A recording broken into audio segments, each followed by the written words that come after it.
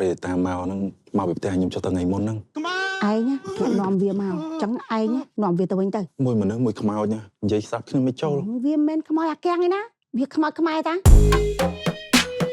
អញចង់បានកូនប្រសាតែមិនមែនចង់បានមកជាកូនប្រសាទេឆាប់សេរីសរងវាចេញពីផ្ទះភ្លាមអាខូនអើយខ្មោចឡងមក Oh my god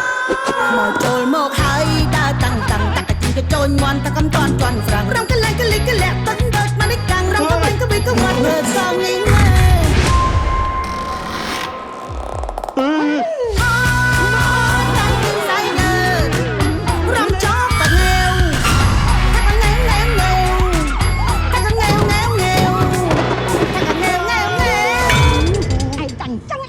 វាមើងងាយមកខ្លាំងចេញមកវាយមួយស្មៅ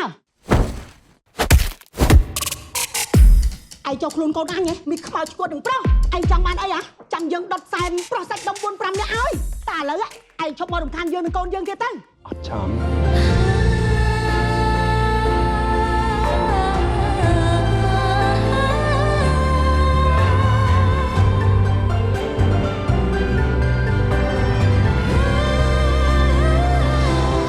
តែខ្ញុំនឹងនាងមានអីពាក់ព័ន្ធនឹងគ្នាទៅ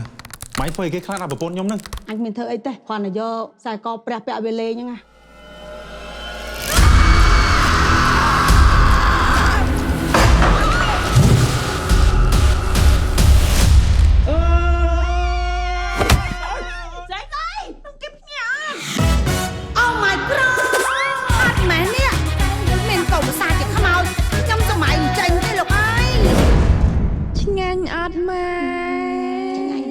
រសជាតិភ័យ